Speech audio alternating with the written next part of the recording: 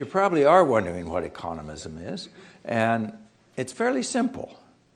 You know what environmentalists or environmentalism is, and you know what environmental science is, and you know what economics is. Well, it's the economism is the equivalent to environmentalism. But environmentalism, this is a movement to save the earth. This is a movement to defend nature. Nobody wants to say they're in a movement to defend the economy. But that's in fact what's going on. And economism gets all mixed up with economic science, much the same way that environmental science and environmentalism interact. But we don't actually talk about the economism side. So I'm going to talk about it. And the next most important thing is that, we think it's strange to talk about economics and about religion. They're supposed to be totally different things. But people have survived by working together. People have survived because they're social. And being social works better if you have some moral principles developed amongst you. And then those moral principles eventually move into a thing we think of as religion. But in fact, a lot of religion is really about how do we live together so we can be productive and successfully reproduce ourselves. It's not just about, ultimate ends. There's a lot of down-to-earth sort of stuff that needs to be done. The second really founding point of this talk is that we've gone through a major transition.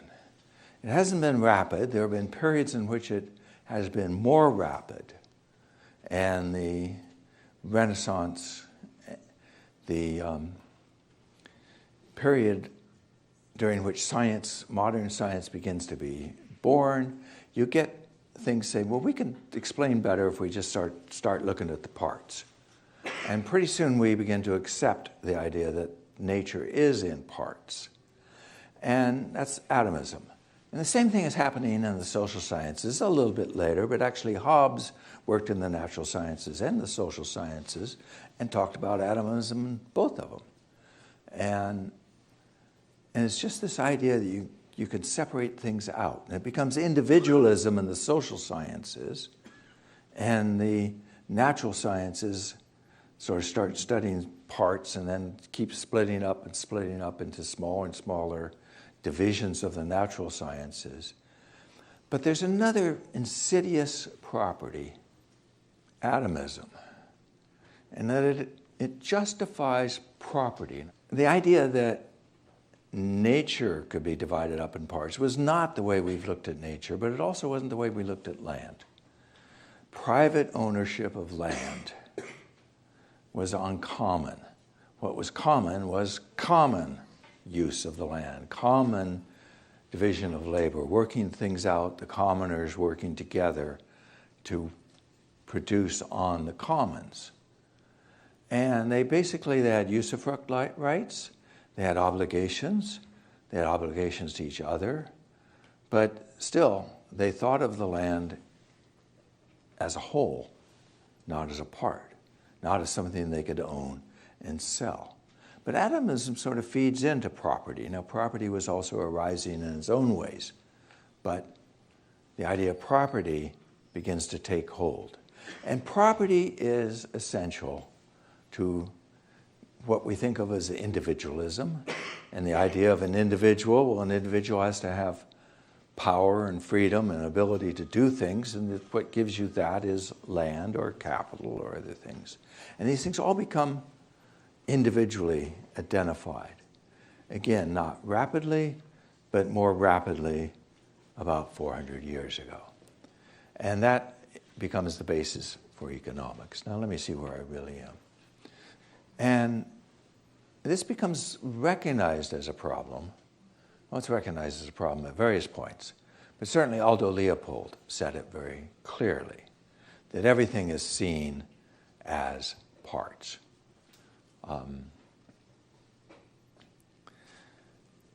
that nobody has any obligations to each other or to the land. They are now in a system with separate property. The fourth point I want to make, I'm up to 4, is that natural science evolves with the hope to be able to explain reality without reference to religion. And the social sciences also evolved in order to say, how should we live? How do we build society without having to appeal to religion or to God? And it's in that context that we get the social sciences being built up, and economics itself arises in that context as well. And Adam Smith is a moral philosopher. You think of him, well, boy, he's really important to economics. He's a moral philosopher who discovers something which becomes key to our social structure. But he starts out thinking in moral terms first. And he doesn't invent markets, but he does a really important thing. He says, under the ideal conditions, and the book is thick because he's talking about ideal conditions, both parties in the market benefit. He also contributes that the market works as if guided by an invisible hand. He also contributes sort of a solid basis for understanding the economy as a whole and how it could grow. He doesn't really get a lot into economic growth, but he makes the foundations for economic growth. Okay, so the natural sciences have broken themselves away pretty well. The social sciences are still breaking themselves away. But all through the 18th century, all through the 19th century, and well into the 20th century, we get a feedback. Things that social sciences try to say, well, this is how you should think about it. We still have religious morals, religiously based morals, judging behavior and judging outcomes. And the first American economist, Reverend McVicker, trained in theology, because basically in the early 19th century you could go to a college, but if you wanted to go to something like a graduate, if you wanted to keep learning, well, you better go to medicine or you go into theology, because there weren't a lot of choices. And he, like many early American economists, came through theology. And he has a wonderful statement, a mind-blowing statement. This picture, however, presupposes virtue in the people. Political economy is a science which guards against involuntary, not voluntary, error. It enters into harmonious alliance with religion, but cannot supply its place. It must find public men true to their trust. Otherwise, it renders them more ingenious in their abuse of power. And just ponder that last phrase.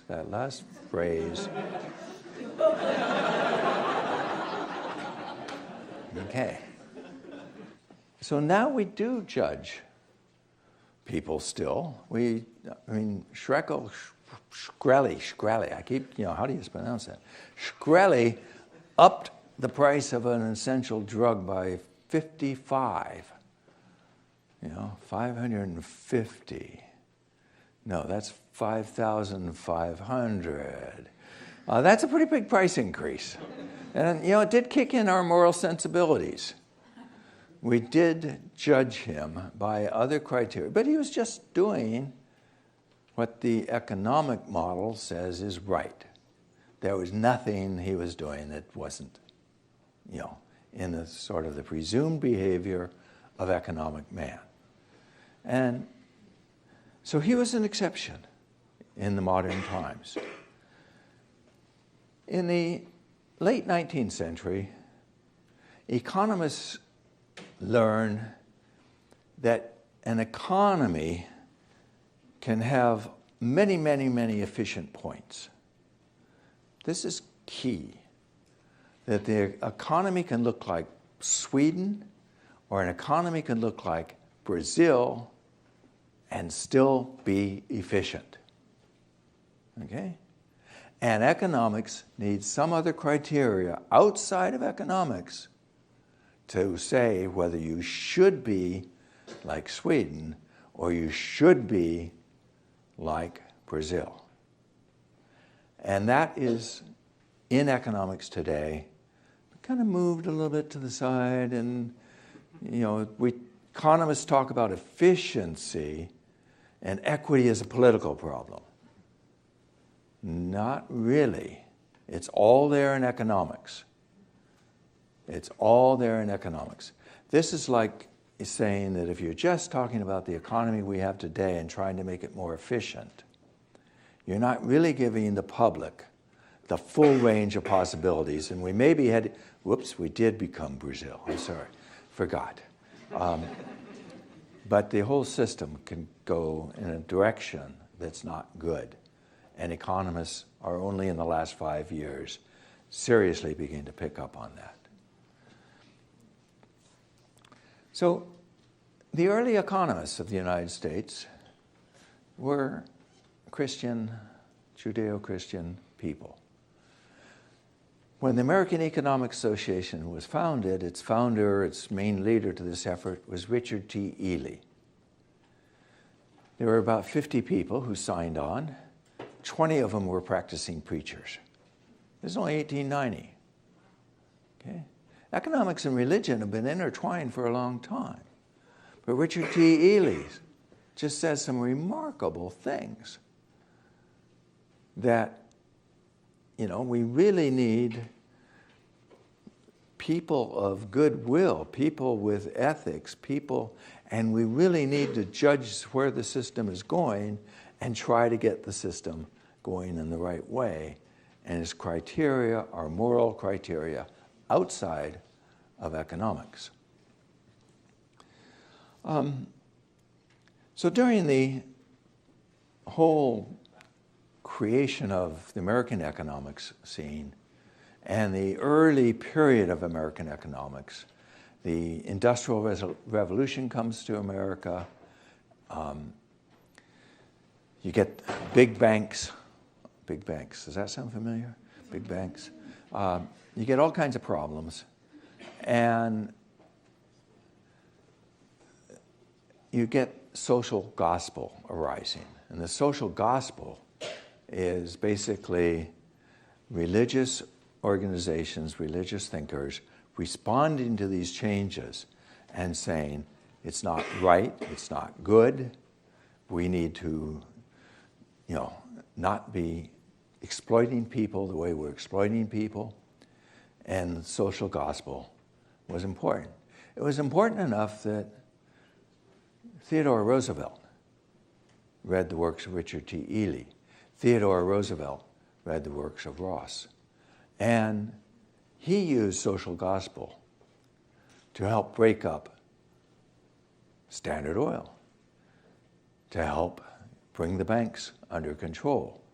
But he had to use another language than economics to set the system straight.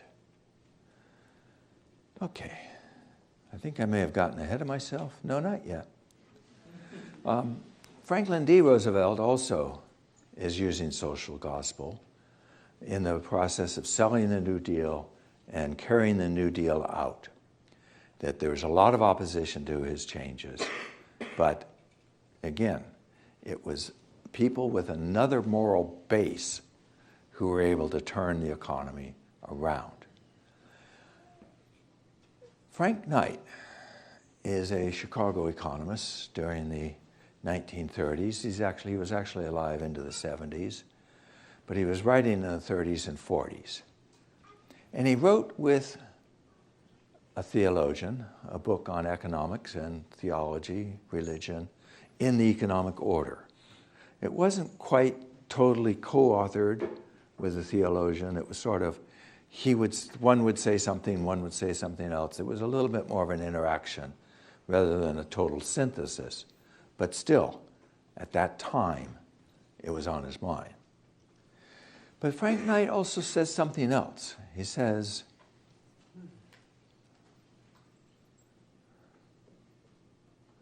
in an article that was written in the Journal of Political Economy, he says, the point is that the principles by which a society or a group lives in tolerable harmony are essentially religious.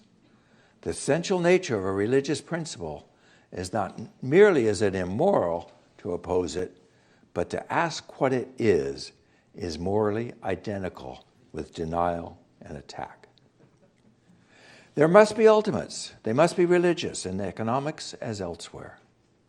If one has anything to say touching conduct or social policy in a practical way, man is a believing animal, and to few, if any, is it given to criticize the foundations of belief intelligently. To inquire into the ultimates, behind accepted group values is obscene and sacrilegious. Objective inquiry is an attempt to uncover the nakedness of man, his soul as well as his body, his deeds, his culture, and his very gods. Certainly the large general economics courses should be prevented from raising any questions about objectivity, but just assume the objectivity of the slogans they inculcate as a sacred feature of the system. This is a good reason for economists to not study the history of economics. And they don't. They don't. Because though few people have read Frank Knight who are economists, the profession has very much assumed a religious quality of its own and not seriously raised questions about its ultimates. But there was also a very active effort to make sure this happened. The Mount Pelerin Society was formed. There was roots going back into the 1930s. By the late 1940s, they were meeting in Switzerland. It was a combination of Austrian economists, Friedrich von Hayek in particular, Chicago School economists, including my professor Milton Friedman, and they were coming together because in their mind, the economics profession seemed to be moving in a direction that threatened freedom, threatened liberty, proposed government as being an important part of society.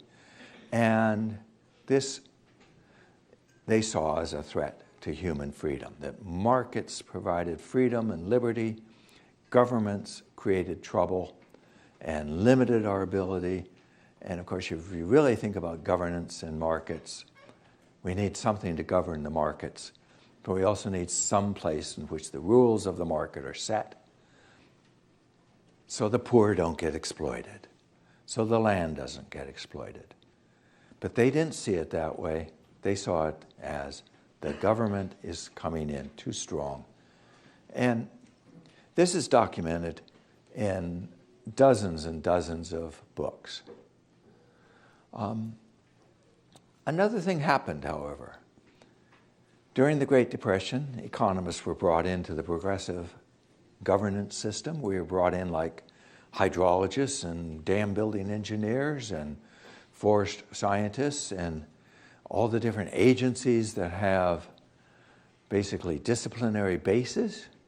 Economists were brought in 1936 with the Flood Control Act of 1936 to do benefit cost analysis, to pick good projects against bad projects. This is a good project to reach a Brazil-like society, or is this a good project to reach a Sweden-like society? Well, they had to somehow deal with that, and they kind of rationalized the whole problem away. There's a long story to that.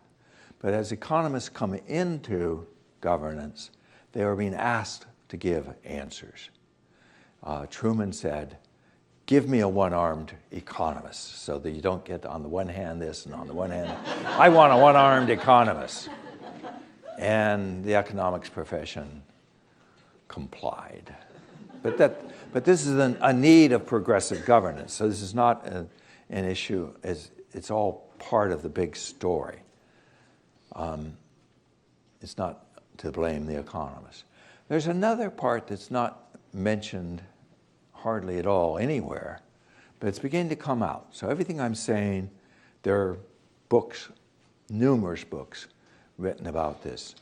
But only in the last decade have we seen the uncovering by scholars of what you just have to call it libertarian theology.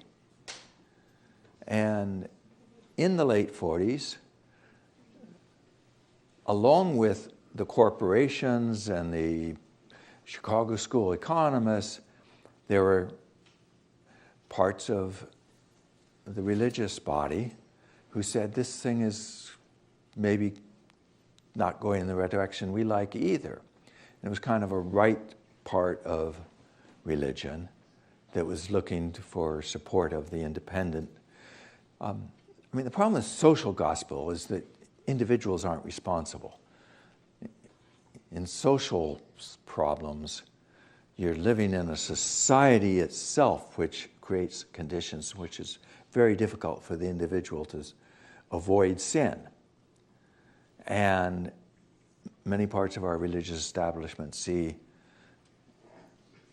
the whole tradition really pointing at the individual, whereas others were more thinking, gee, the whole system is in trouble. So in religion, you have the same things going on that you have in sociology. You have, parts of the social sciences.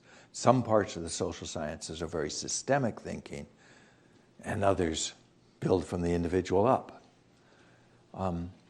But anyway, the corporations were worried after World War II that FDR's New Deal would continue, that they would be in a system which was a mixed government market system, and they literally stepped into play. Whoops, let me keep it going slowly.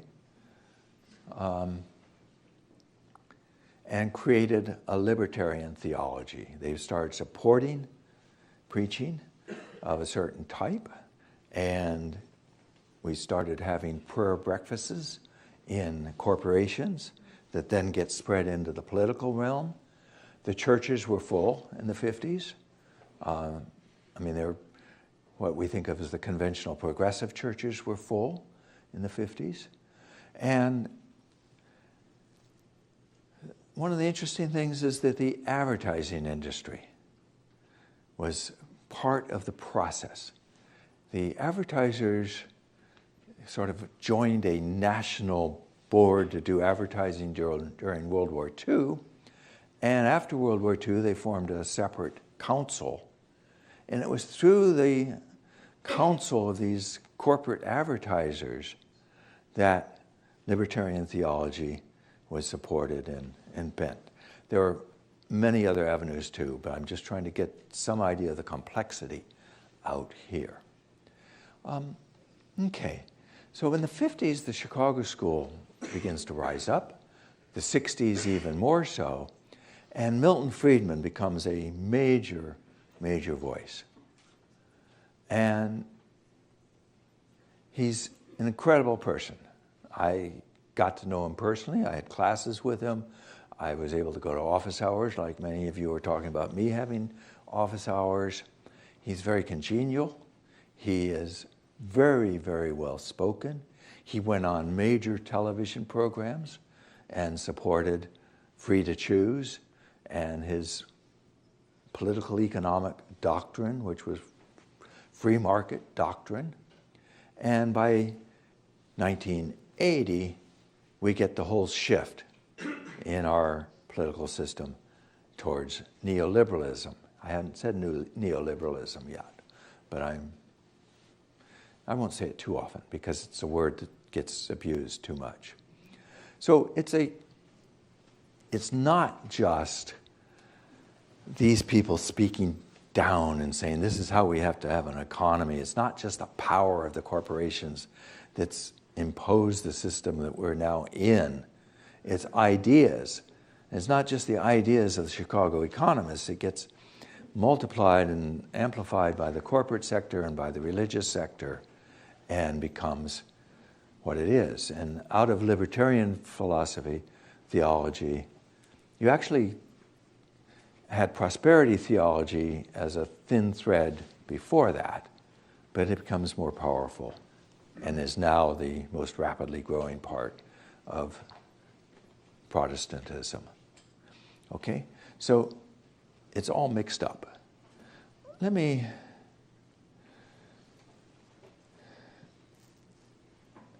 see where I am. Okay, I just wanted to make this point. Everything I'm saying could be said much more simply. It's just power. Power is the problem. Yeah, it's a lot easier to use a straightforward, simple explanation like that. And it's a powerful way of thinking because it's the power that's the problem. And yes, it is. There are people who have more power than you and me. But they didn't just get that power. They got it through a whole complex relationship, and it is still in that very big complex web today. So I'm not denying power. I'm just trying to say, the power of a particular way of thinking in economics, the power of being able to separate things into parts and just analyze those, and then that becomes individualism and property. All these things have power which come together and with the help of religion into the economic belief system that we're very much a part of. So what's economism? And this is key. I briefly introduced it, but I want to put it in a special sort of way. The bent that I'm trying to put on neoliberalism is that it just wasn't something that was brought down upon us by many different forces, but it was also something that we needed, that filled a gap, that became, we are very receptive to it. And we're very receptive to it, well, because what's taught in religion doesn't explain what I call the econoscene. The world around us is dominantly economically driven, economically transformed. We're in the middle of a system. Most of our lives is about how do we live and work in that system. And, I love the Bible parables, but I wouldn't know what to do with more lambs in green pasture in the spring. You need something else to help you explain the world we're in. And so economism, and the way I'm trying to argue it, is something that is within us that then reinforces what's coming down. So the world grew and changed and modified tremendously from the 1850s to now. I mean, just immensely. But our religions haven't changed sort of in keeping with it. I'm not saying that everything that people take from the Bible is not helpful. It just needs a lot of translation to get us to here. So I think of economism as the system of beliefs that holds us together. Okay? And it's a whole system of beliefs. But let me start with, do you believe in the market? If you don't believe in the market, you better go back to your yard and get up early and start planting food. Okay? The market is the greatest faith-based system that's ever been created. Maybe not as long as the Catholic Church, and certainly not as long as Hinduism, but it's a monstrous faith-based system. And so we are a part of it. And that's what I'm trying to identify. That economism is sort of how economics explains the system as it's come to be, the econocene, the cosmos around us. It explains and rationalizes each person's place in the econocene, or the economy, the economic order, the whole economic system around us. And we need that. How do you you need to help rationalizing how it is that some people earn more, some people earn less. It rationalizes the dominant way in which we interact, which is through the market. And that has impacts on other people across the world. It has impacts on nature in ways that we don't know, but it's there. And so this belief system that economists help generate, which is then also amplified by right-wing religion, which also we are bombarded with advertising that builds and works with it and plays upon it. It rationalizes transcendence through consumption. This is the meaning of life. Having more than your neighbor is what it's all about, unfortunately. It rationalizes the growth of GDP as social progress and human destiny. It's sort of our end story. So it has a lot of components of a religion. Okay, I'm getting the right slide more frequently now. So it's a whole series of things that interplay with each other. And so I'm going to go to my diagram that some of you have known me or familiar with. And this is the one that Astrid helped me with this morning, but Jess Goddard said, how are you going to bring all this together? And I'm trying to bring it together by saying all these things are interacting. That's well, that's just ecological system. That's just the mechanics of nature. And all of these things are co-evolving together.